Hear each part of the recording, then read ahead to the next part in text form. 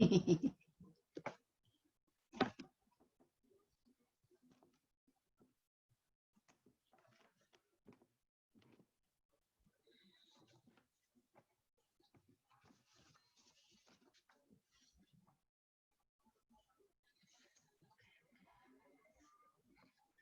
everyone. My name is Lynn Wood. I work at East Los Angeles College. I'm a student services assistant, and I'm the coordinator for a new center called One Zone at our campus, and it is a support and retention center for our LGBTQ students. And before I continue, let me introduce my wife, my partner. This is Anne. She's going to read to you. Also, we're coloring. So I have my coloring page here. This is our cat Pilar. We have gel pens. We have coloring pencils. Here she is. So if you have some and you want to sit and listen to us.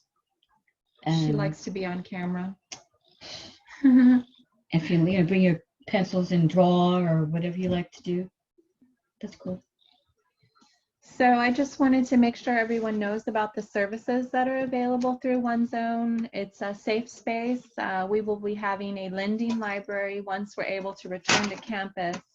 I'll have a small library of LGBTQ plus topics and authors lending for you to be able to read in the office.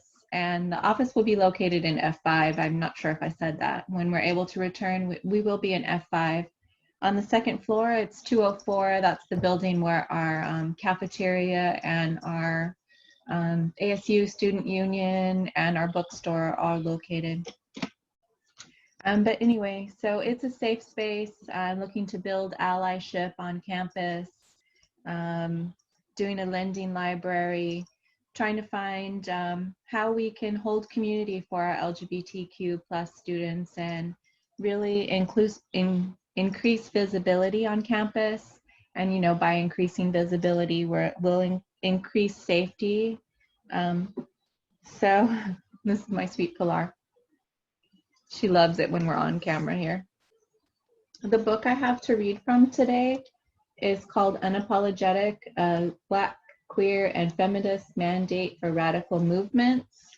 It's by Charlene Carruthers. And a little bit about Miss Charlene is she's one of America's most influential activists. She spent over a decade developing leaders as an effective strategist, community organizer, and educator, a Black lesbian feminist and founding national director of Black Youth Project 100, or BYP 100. It's an organization of young activists in the movement for Black liberation. And it says that her work has been featured in different news organizations, and she was raised and resides on the south side of Chicago.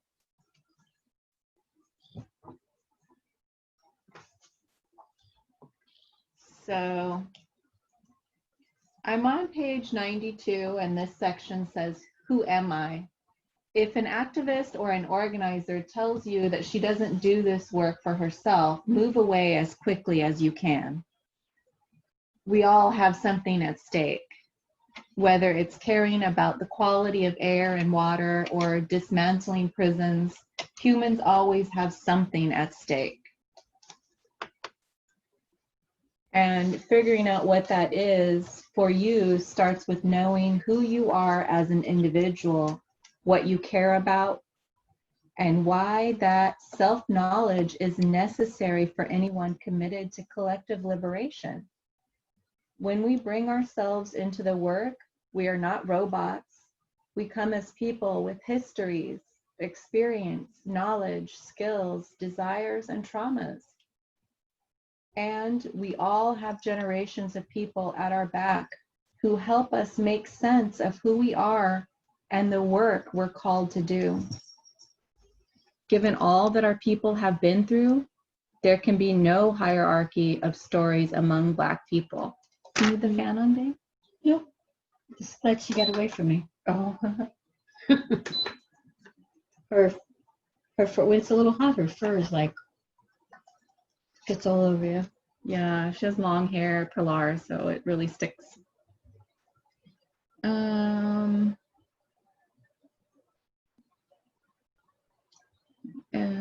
Collective liberation. When we bring ourselves to the work, we are not robots. We come as people with histories, experience, knowledge. We all have generations of people at our back who help us make sense of who we are and the work we're called to do. It's so important to remember that. I often think of my grandmother when I'm doing something. What would my grandmother do? How would she handle this situation? You know, maybe don't do exactly what your grandmother would do if she was a little crazy like mine was, but it's good to always consider, you know, the people that came before you. Totally. Their blood is your blood.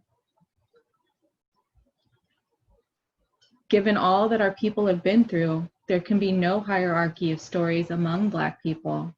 We came from people who lived under the heels of colonialism and slavery, under domestic and foreign terrorism, and our stories are weapons. Mm-hmm. They should be used against the lies told about our history, not against our own people. Black folks' stories are diverse and sometimes contradictory, but as with leaders, our movement is stronger when we value their diversity. Unfortunately, our movement doesn't do well at this. The oppression Olympics argument over has made it the hardest is a constant competition.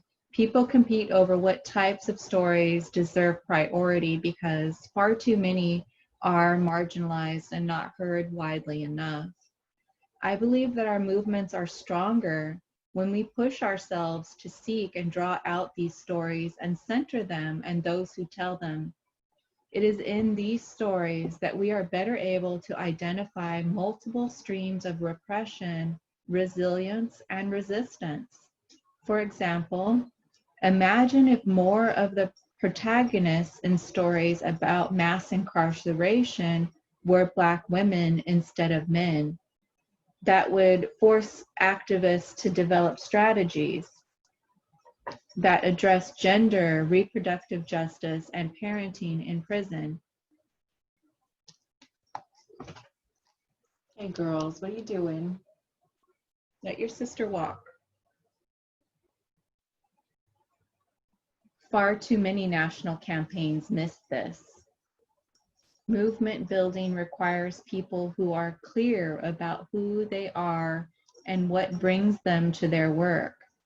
But not everyone believes in the significance of their own story. In 2009, I joined a team of people working to train immigrant youth activists, preparing for national efforts to pass what was called Comprehensive Immigration Reform, or CIR, anchored by the Center for Community Change, Reform Immigration for America, and the New Organizing Institute. While the politics of the effort were full of contradiction, the training series brought together many young leaders who would go on to work nationally on immigrants' rights and justice. We worked with Marshall Gans, longtime community organizer and Harvard professor, and his team of trainers, using the public narrative training they had developed. I knew that I loved to train and loved working with young people, and my understanding of immigrant and migrant justice grew through the people I met and the stories I heard. Despite having grown up in a predominantly Mexican immigrant neighborhood in Chicago, I had no real understanding of what millions of undocumented people in the United States experience. As a US-born Black person, I knew that access to full citizenship for Black folks was tenuous at best, and that while citizenship would offer security to people, it would not liberate them. This CIR training had very little participation by Black immigrants, Although one session in Florida boasted the most diversity, given the local efforts to build reflective bases of immigrant activists, during the story of self-exercise meant to coax out a compelling 3-minute personal story, I met a young Black activist, Mark Sims, who was figuring out his place in this world. Mhm. We were in groups, and I was likely making rounds to check in on participants when Mark said he didn't have a story to share. While he was from an immigrant family, my understanding was that he did not connect to the primary issue of immigration reform and dominant stories he'd heard. I challenged Mark, telling him that as a Black person in the United States, he automatically had a story. Mhm. It's just crazy how you don't see it though. Yeah. It takes someone saying to you, hello, look in the mirror. Or look at this. I'm sweating so much. Sorry, people. Some coffee. Yeah, have some coffee, that'll help. He was receptive, and together we worked through the curriculum, which asked us all to identify a challenge, choice, and outcome in our lives that had brought us to activism. It was there that we would be able to connect with other people who shared our values and visions for the world. That is the crux of grassroots organizing. Our stories are mediums for us to understand ourselves and to understand other people. I have already related a little of my own story in the preface, but I want to share that it took years and deep reflection to coax out my story. I am the daughter of two parents whose parents migrated from the South. The accent my maternal grandmother carried with her from Greenfield, Mississippi, is still in my throat. I first learned how to navigate the world while growing up as a little Black girl in the South Side Chicago neighborhood of the Backyards. I recall many nights lying awake listening to trains pass through the industrial area known for its history of community organizing.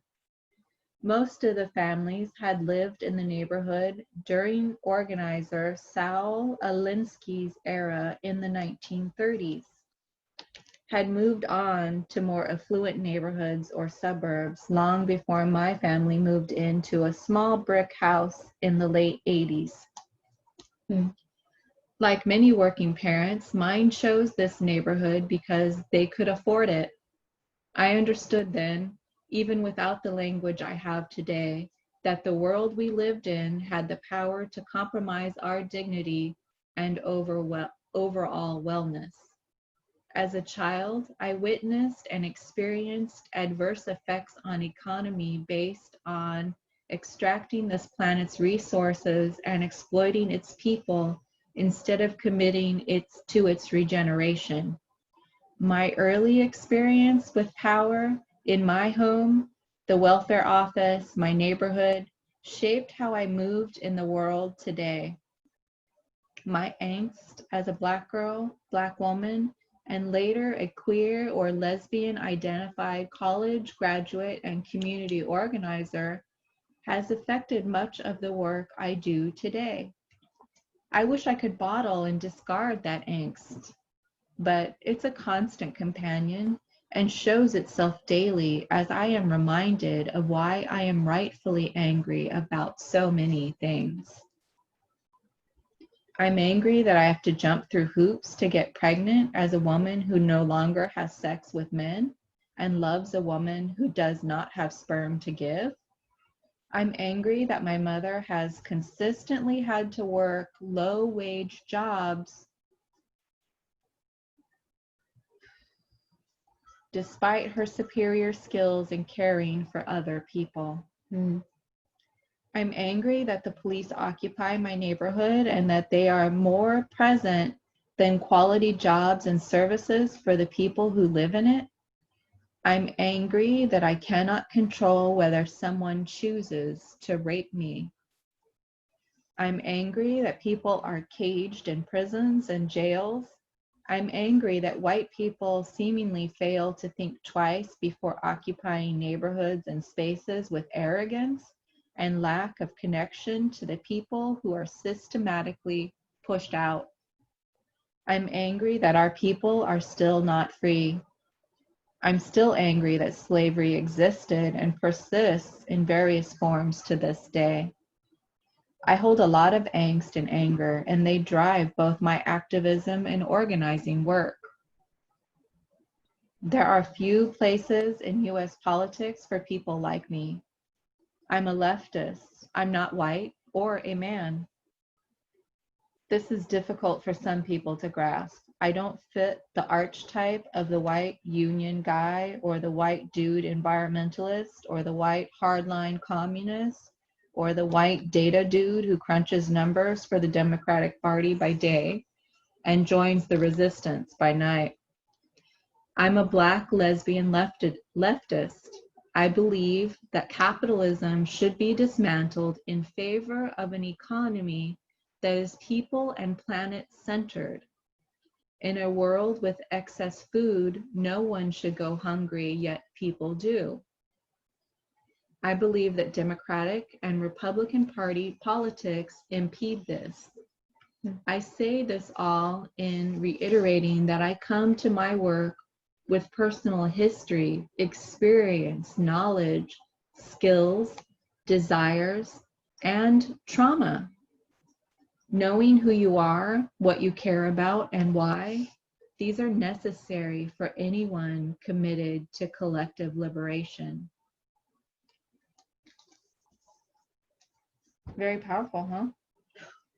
Yeah. Certainly is. It just made me think a lot of different things. Yeah, I can't stop thinking about my grandmother. She talked about her grandmother, and of course, my grandma came from the South and struggled. I have some weird accent, even though I've always lived in California. People always ask me where I'm from, but yeah, I was born in Torrance. But my people were from the South. Anyway, my Anne's going to read to us now. Okay. What did I do with the cover? Oh, I threw it over here. Sorry. Oh, yeah, what's it called, the book? The book is called Tomboy Land. It's a book of essays by this person named Melissa Falavino. And she's a writer, editor, and teacher. Former senior editor of Poets and Writers magazine. She's also had essays and interviews in other magazines. Best Essays 2016. They were born and raised in small town Wisconsin. She currently lives in Brooklyn, New York, and teaches writing at Sarah Lawrence College. Tomboy Land is her first book. Learn more about her at melissafaliveno.com. It includes a little picture over there on the jacket cover. I took it off because it was sliding off the book. And I think I just wanted to mention that the book I was reading from, Unapologetic, I checked it's not available on the LA County Library. I didn't check about Tomboy Land, but we got books off of Amazon. Oh yeah, I bought this on Amazon actually. Yeah, so I'm sorry if you're against Amazon. I know it's evil, but yeah, that's where we got our books. Yeah. Okay, I think this is about halfway through this essay. So the last sentence of the other paragraph was, she says, when I think of my Midwest, the heartland, the hinterland, a place of farmland and factories, of forests and rivers and lakes, I think of it as Tomboy Land. In 6th grade, a new girl moved into town. We shared the same birthday, and I swore to myself I would make her my best friend. I did somehow, and for a few years, we were inseparable. One night, I sat alone on my bedroom floor with my yearbook open and ran my finger over her photo. Without thinking, I bent down and kissed the page where her lips, in grainy black and white, were locked in a half smile, my little heart hammering in my chest. In college, there was the girl in my poetry workshop who wrote an ode to new Chuck Taylors. There was the barista with a shaved head and the sleeve of tattoos. At the dawn of social media, when our MySpace pages became Facebook pages, we of the analog childhood discovered such platforms offered a new coded language to describe our sexual and romantic proclivities without actually having to name them. In 2005, during my fourth of a 5-year college degree, I put together my first Facebook profile, carefully curating the songs and books and films that painted the best picture of my uniquely subversive, and interesting self. With the fear and exhilaration that only the internet, with its new promise of anonymity and opportunity, could bring, I arrived at the interested in section. I had 3 options: men, women, or men and women. I hesitated, my heart raced. I felt dizzy and my vision blurred at the edges. I clicked to the 3rd option. For a few minutes, I panicked. My fingers hovered above the mouse, ready to change it. But eventually, I moved my hand away. I sat at my desk alone in my room and considered the implications of this little virtual box. The options it offered seemed limited now, but it was liberating then. It allowed me to say what I wanted to say, to call myself what I was pretty sure I might be, without having to use the word for it. When you do a Google search of the word bisexuality, or at least when I last did, the 4th option on the auto drop-down was this: bisexuality doesn't exist. Bisexual erasure is a problem, and one I've experienced for years. I've gotten it from straight people who say bisexuals are just deviants, just experimenting, just promiscuous, as if being attracted to multiple genders necessarily means you have more sex. But I've gotten it far more from queer people. Many of them have suggested, however subtly or not, that those who claim to be bisexual are repressed or pretending, or both. That's not a real thing, a gay woman once told me. Girl, you're either one or the other, a gay man once said. Lesbians only, the young girlfriend of a friend said once, as a group of us planned a trip away for the weekend.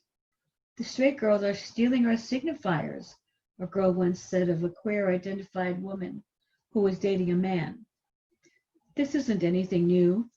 There is a long history of biphobia and erasure in the queer community.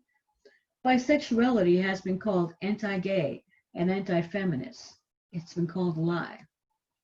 More than once, pride organizers have attempted to exclude bisexuals and trans people from marching in parades. The irony being that the very first Pride March was organized by a bisexual woman, as if those 3rd and 4th letters in the acronym were just as imaginary as the people they represent. For me, my body becomes the problem. My body, the lens through which people perceive not just my gender, but also my sexuality. Because of how I look, the way I'm built, the signifiers I wear. People can't look at me and believe I could be anything other than a gay woman, or else a man. They certainly can't fathom that I might love a man. When I meet new people, queer or straight, I carry this anxiety with me, that as soon as I reveal I'm in a relationship with a man, I will be questioned or invalidated or both. Sometimes I don't offer this information. Sometimes I get outed. Sometimes I keep it like a secret. Recently, a lesbian writer I follow on Twitter tweeted a scathing takedown of bisexuals, accusing us of functioning as tourists in the queer community. That's weird. Of stealing words like dyke and trying on identities, of possessing the privilege of passing as straight. I wanted to respond, but of course I didn't, because the only place more terrifying than the real world is Twitter. Yeah. I haven't possessed the ability to pass as straight for nearly 20 years. When I walk down the street alone or alongside my partner, I don't magically assimilate into the throngs of heterosexuals. If anything, I might stand out more. People can't figure out what I am, where my body exists in the context of this man. Who and what are these bodies? I can see people thinking, and how do they fit together?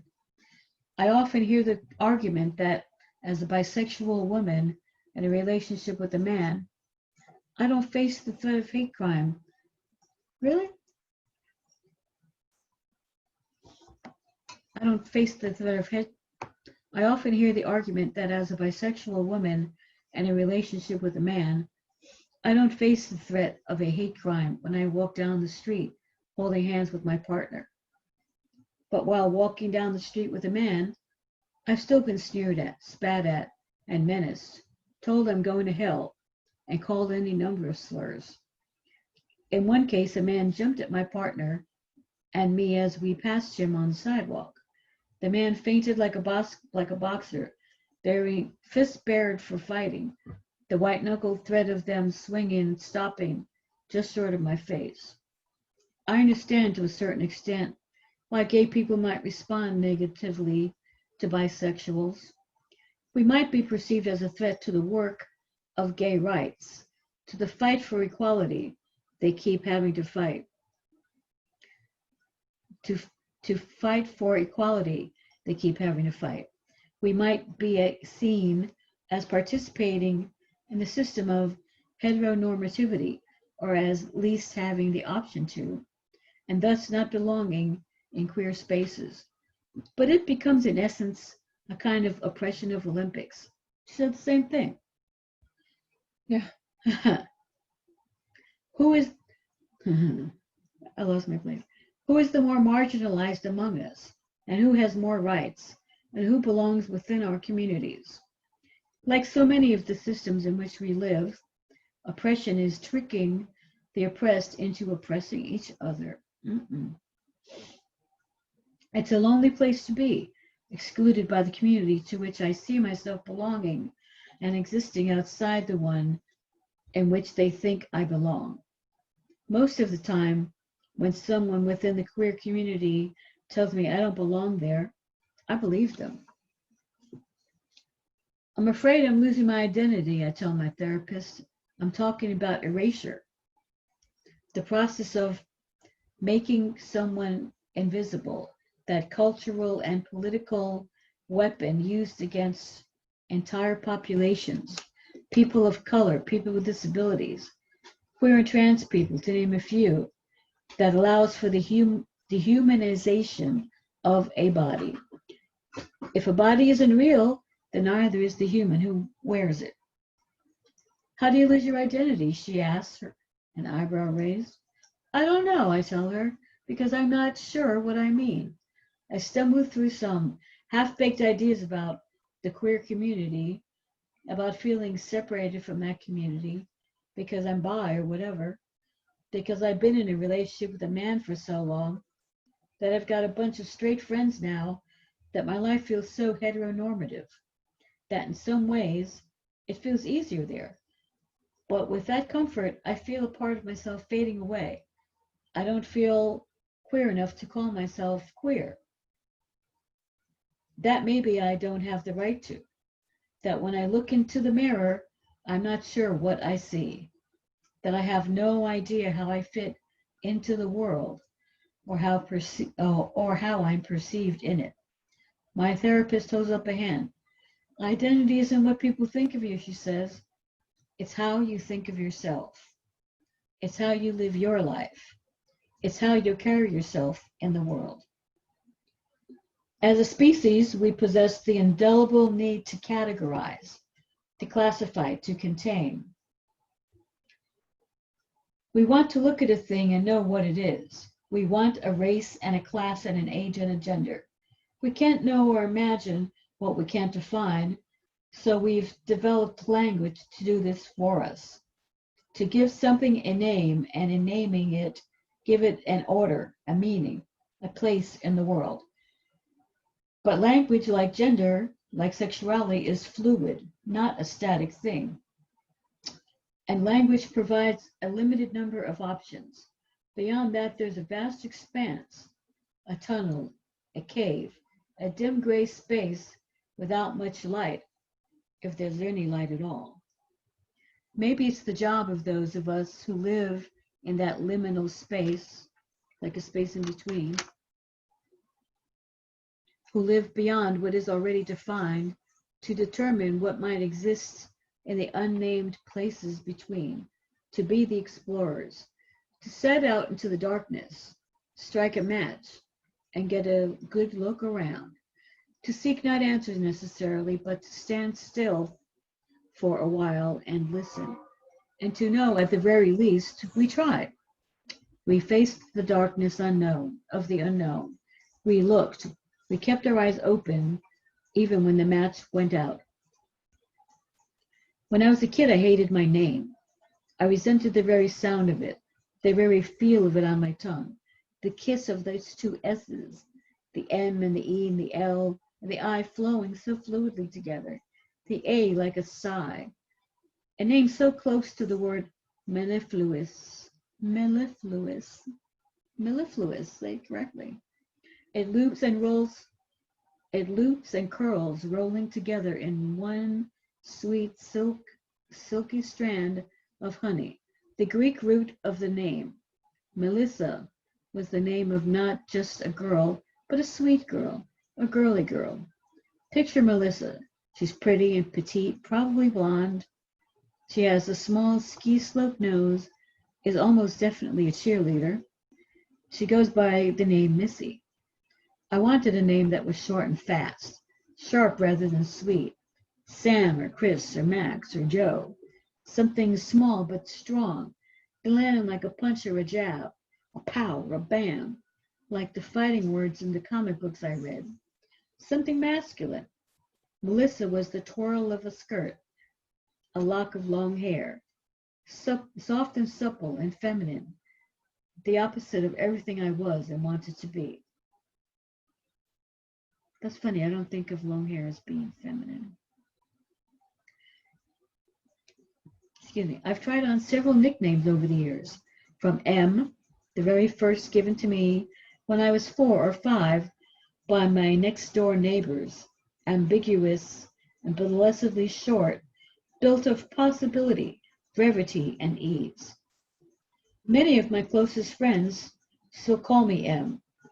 I was Fally in high school. I don't like that. Which was a pretty good fit for the time, sporty and precocious, and a bit of a flirt. There was Harlot Bronte, my roller derby moniker, both a reclamation of the sexual slur and an invocation of a 19th century literary feminist and a revolutionary who wrote under a masculine pen name. A friend of mine named Melissa, a queer woman who has similar issues with her name, and I recently started calling one another Mitch. It started as a joke and then it stuck. Finally, there's Lou, short for my middle name, and after my paternal grandmother, Louise, who also went by the shortened version. Lou is the Sam or Max I always wanted, strong and fast and androgynous, staked more firmly in the camp of male, a name that feels more like me. Still, I introduce myself as Melissa. I sign my name Melissa. It's the name my parents gave me. Yes, after the Allman Brothers song.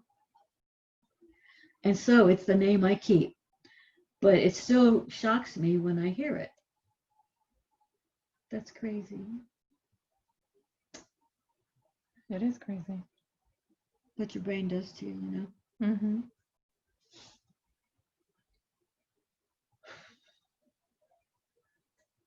After all these years, I still feel like I exist outside of it. It's a name that at once feels like mine, but has never felt like mine. There are countless words one might use to describe their identity, categories and subcategories I can't even keep up with, each of which in its creation is an attempt to better define a body, a desire, a place in the world. To some, bisexual sounds problematic because it can be interpreted as perpetuating the gender binary. Like me, most people I know who identify as bisexual use the word to mean one who is oriented toward persons of either sex, but to one's own gender and all others. What?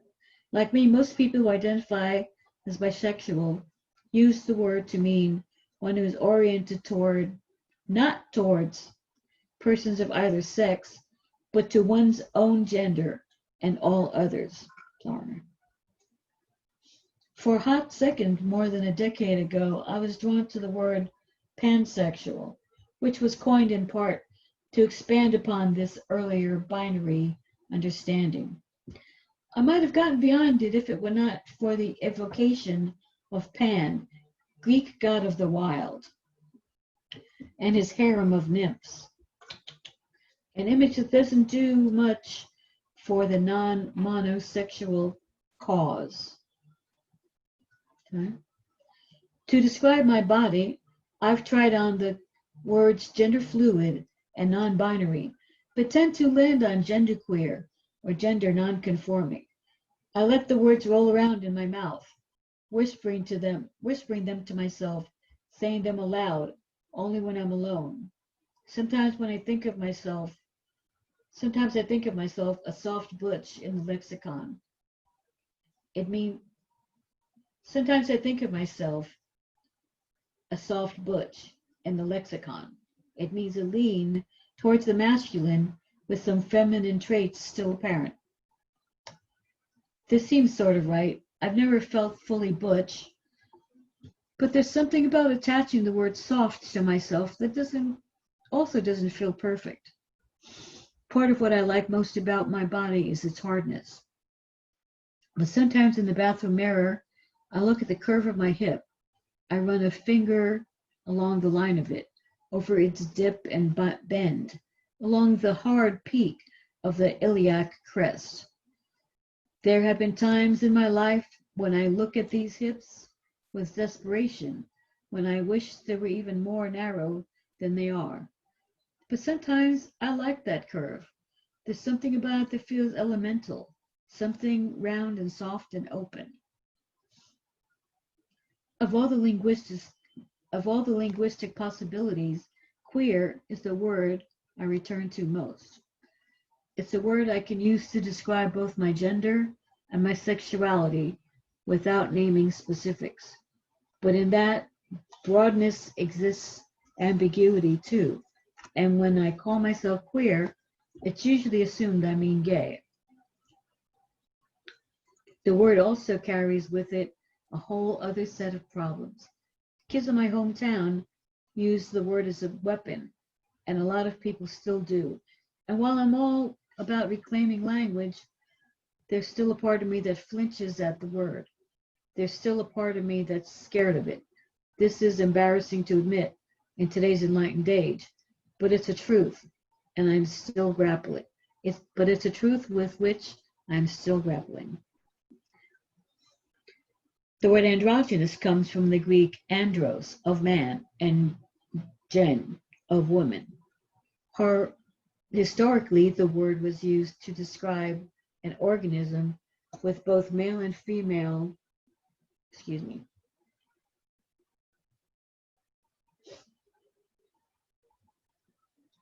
Historically, the word was used to describe an organism with both male and female sex characteristics as a noun, androgen, often used interchangeably with hermaphrodite. In botany, having staminate and pistillate flowers in one fluorescence. More recent definitions, such as Merriam-Webster's, reflect a linguistic and cultural shift, neither specifically feminine nor masculine, or from Webster's New World Dictionary, not differentiated as to gender. A few years ago, I was working at a literary conference when I saw someone I immediately recognized. I don't mean I'd met her before. It's more that I felt like I knew her. I saw myself in her. I introduced myself. Her handshake was firm and strong. She had a shaved head and an androgynous build. I found her attractive, but was more than that. I felt a sudden and certain kinship. She, I would find out, was bisexual too, and in a long-term relationship with a man. And she, like me, has struggled with feelings of invisibility, especially within the queer community. Lately, she's been experimenting with the word androgen. Androgen sounds more like robot, like data or something. With the word androgen to describe her body. I like this word not least because of its linguistic roots, its tangible combination of both woman and man. It's hard enough, though, using words already ubiquitous in the LGBTQIA plus lexicon, so I'm not sure how I'd fare using this one. But then again, a new word without any built-in implications might be a kind of liberation. What are the words, Audre Lorde wrote, do you not yet have? Wait a minute. What are the words, Audre Lorde wrote, you do not yet have? Sorry. Shall I continue?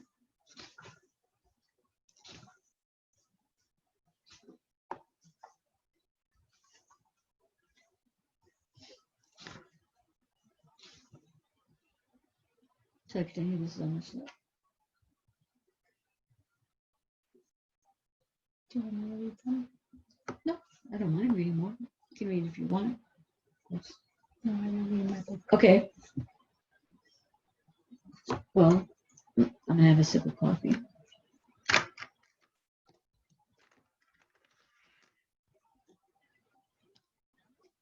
It's interesting though how both books seem to have similar language going on. Yeah.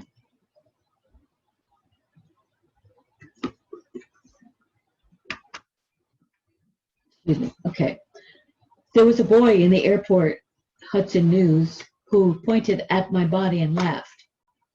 There was a boy in the gas station in Kansas who tugged on his mother's skirt as they passed me in the candy aisle and asked, "Mama, is that a boy or a girl?" Go get some candy, kid. There was the man at a truck stop in Ohio who stood in line for the men's room as I waited for the women's and said, "I think you're in the wrong line." I've had men come wait in the line for me and think that I was at the men's room. And I turn around and tell them. So these are small things on the scale of harm a body can incur. I'm not being raped. I'm not being killed. I'm not being beaten or tortured or shot in the streets. With the small everyday ways people question and threaten and mock, the way they try in the end to exert power over the bodies of others, this too is a kind of violence. When I was 22 and still in college, I got a job as the editorial assistant to a well-known editor, a man who worked for a major New York publisher. We were throwing a party at an annual feminist literature convention at a hotel in Madison, Wisconsin. I bought a new pair of dress pants and shiny black Oxfords, a dress shirt and blazer. I was broke, making below minimum wage, and had spent the better part of a paycheck on the outfit. As we set up for the party, I ran around the conference room stocking bottles of beer in a tub of ice and setting cocktail tables. As authors and editors I was excited to meet started trickling in, then my boss found me. "You're going to change, right?" he said. "What?" I asked, unsure of what he was saying. "You're going to put on a dress, right?"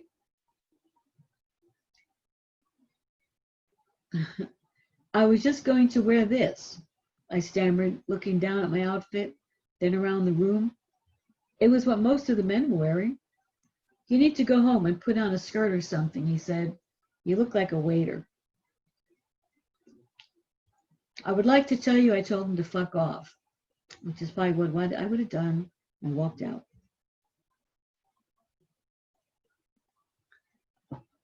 That I stayed at the event in the outfit I had just drained my bank account to buy. But what really happened is I left the room. I walked out to the parking garage and drove back to my apartment on the other side of town. I put on a skirt. I put on nylons. I wiped the dust off an old pair of heels. I was 22, was my first job in an industry within which I hoped to build a career.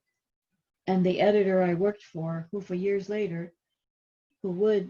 for years later be fired from the publisher and banned from the convention. Good for him. Mine was not the only experience of its kind. That's sexual harassment. For sure. Was at the time a man who possessed a relative amount of power and influence in that history. I didn't know what else to do but obey him. I drove back to the hotel, paid for parking a second time, and walked back to the party in my skirt and heels. When I got there, my boss said, "That's better." By the way, I don't ever call anybody my boss. They're my boss. I'm not a slave.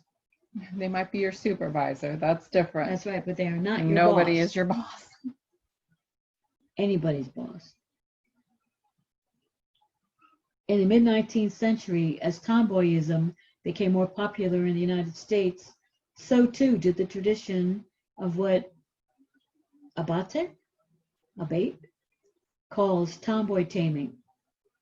Young girls were encouraged to be tomboys only until a certain age, namely puberty.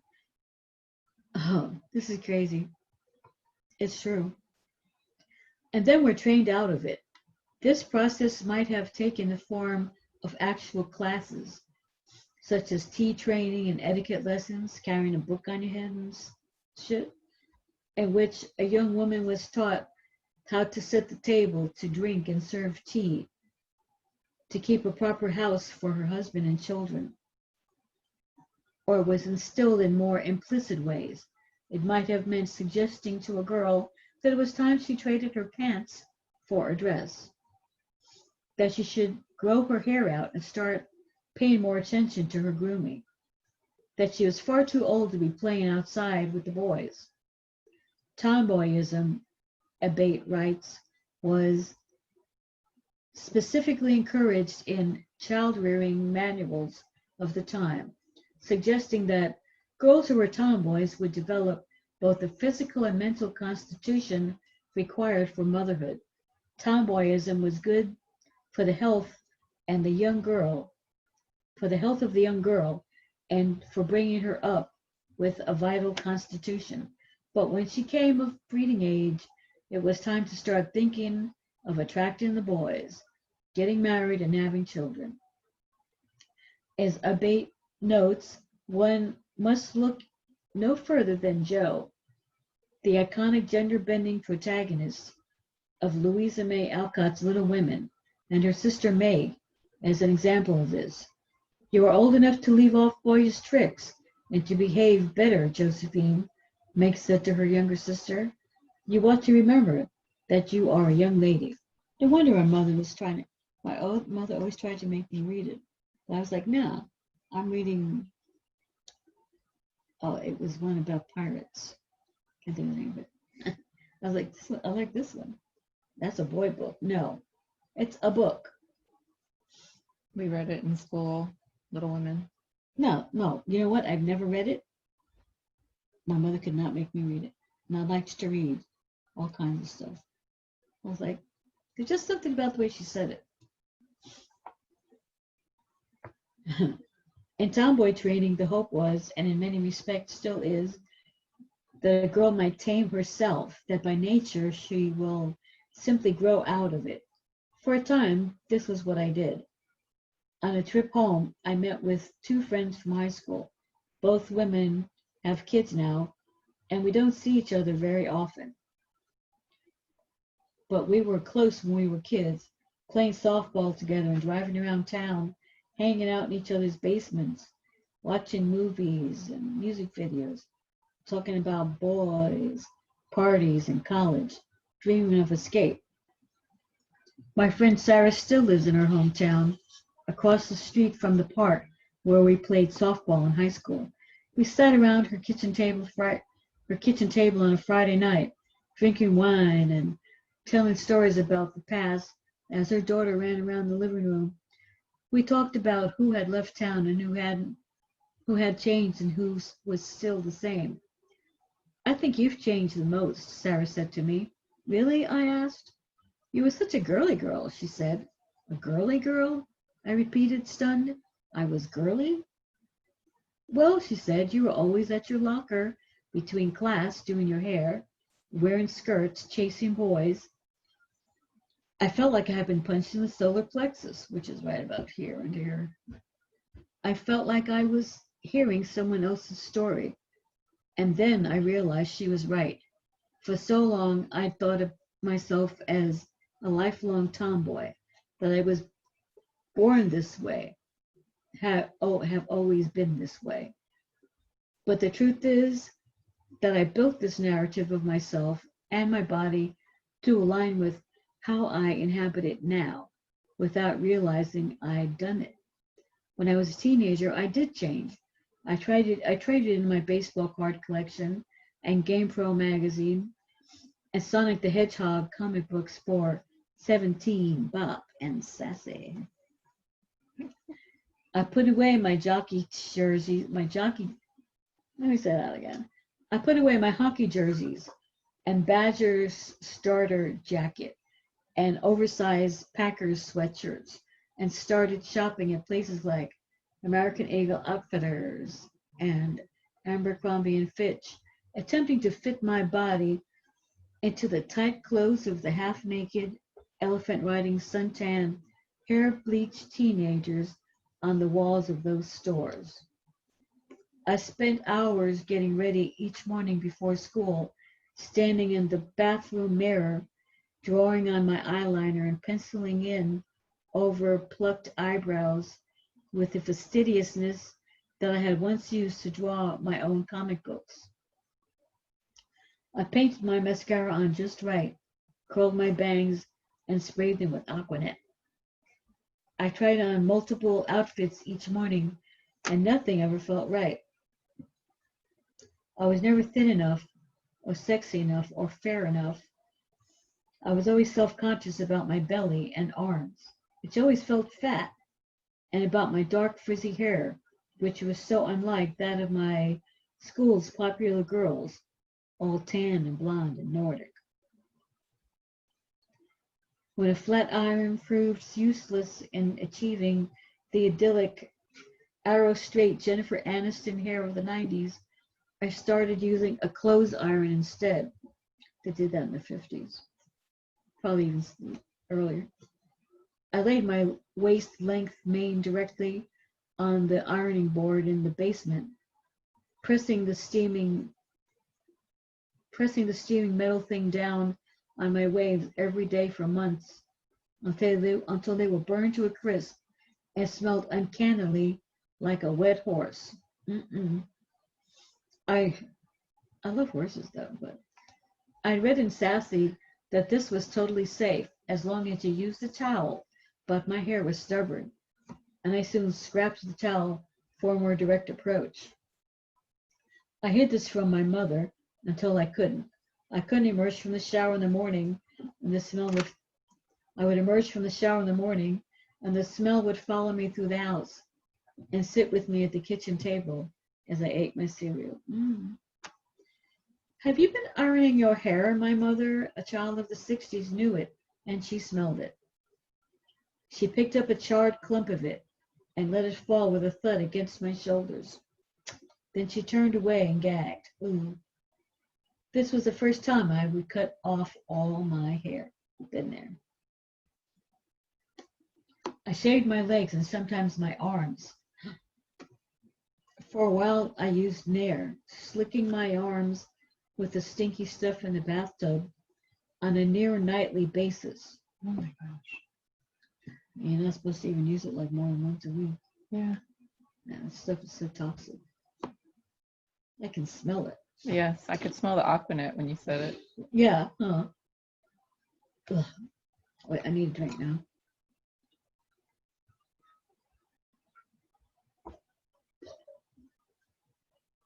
For a while, I used Nair, slicking my arms with the sticky stuff in the bathtub on a near nightly basis. It never quite worked and left my arms dotted with thick, dark patches of hair.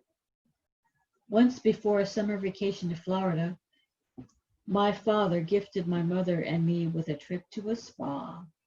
Like a normal person, my mother selected items from the menu like a massage and a manicure. I, meanwhile, got my arms and legs waxed on the white sand beaches of Boca Raton. My 14-year-old body was red and swollen and sore, sick from the sun. When I was in college, I eventually found my way back to tomboyhood. I cut off all my hair again and didn't mind that it grew thick and dark on my arms and legs. I stopped wearing makeup. I still occasionally wore skirts to weddings, but started to feel wrong, and I eventually got rid of them. I don't think of skirts as like a girl thing. I guess I've seen so many fags wearing them and looking cute in them. You know, and you got guys wearing kilts and got guys in like Africa wearing, you know.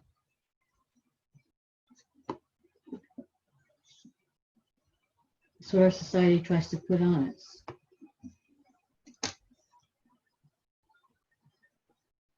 I felt like I was waking up, like I was re-inhabiting my body. But sometime between then and now, I had forgotten about all the years I had feminized myself when someone might have considered me girly. If you had asked me a few years ago what that time was like for me, I probably would have compared it to dressing in drag against my will. Today, if I were told I had to wear a skirt to work or an event, a possibility that as I write this, the Supreme Court is currently deciding, it would feel much worse than that. But when I think about that girl in high school, I'm not totally sure. Maybe there was part of her that felt powerful or at home in femininity. Or maybe femininity insofar as what society expects it to look like was just what I had learned it required of those of us born into female bodies to feel powerful, to feel at home. Sometimes I think about growing my hair out. Sometimes I wonder if I might one day want to wear a dress again. Sometimes I feel committed to the shape my gender takes today, and sometimes I wonder how fluid that gender might be. Sometimes I miss being told I look nice or pretty or beautiful. Things most people stopped telling me once I started looking more masculine. Sometimes I wonder what my life would look like if I started wearing makeup again, if I painted my nails and wore jewelry and donned the costume of signifiers expected of me, some of which would feel like a betrayal, act as like a betrayal, like an act of violence against my body. I wonder what it would be like to once again reflect all that tells the world I am pretty, I am feminine, I am a normal human living in my body as I'm supposed to, that I'm straight, that I'm available to men, that I am a woman. I wonder if I might feel that power again. You can dress any way you want, right? From one day to the next. And sometimes I wonder what it would be like to pass through the world as a man. Recently, in the woods of northern Wisconsin, the place where I often feel most at home and where I can live the butchest version of myself, think flannel shirts, baseball hats, hiking boots and fishing boats, and fire building. I was mistaken for a man for an entire conversation. She totally made me want to go hiking. They call it Camping. camping. I should say glamping. One woman repeatedly referred to me as he and him as we talked. Another woman took my name and quietly corrected her colleague. The experience was disconcerting. But it also left me with a thought that I've never had before. What if I did this all the time? What kind of power might I feel then? That's crazy. Yeah. I think we're coming to a stopping place, my love. Right here or here? Yeah. No, where you are. Okay. So it is 11:08. We'll be back next Tuesday at 10 o'clock. AM. Yeah, 10 a.m., not 10 p.m. I'll release this video onto YouTube, so it'll be available there, and I'll release it on social media, Facebook and Twitter. And I thank you guys for tuning in and watching. And just again, to let you know, my name is Lynn. I work at East Los Angeles College. Last name is Wood. It's W-O-O-D, in case you're looking for me in the info directory on the Connex Ed. I'm available for questions. Or on Tuesdays at 10 a.m., I'm doing this Zoom coffee hour. Wednesdays at 3 p.m. on Facebook Live, I'm doing a reading, so you can find me there. Or you can send me an email. My email is woodcl@elac.edu, woodcl@elac.edu. And my name is Lynn Wood, and I'm a student services assistant at East Los Angeles College. This is my partner, Anne, and that was the book she was reading, Tomboy. Thanks. I hope you have a great day. Tomboy Land. Yes, Tomboy Land. Yeah. Anyway, thank you so much. I wish you peace and happiness wherever you are. And I hope you have air conditioning. If you don't, please send me an email and I can help you find a cooling center that's open. Thank you. Take care. Thanks for letting me read. Thank you for reading.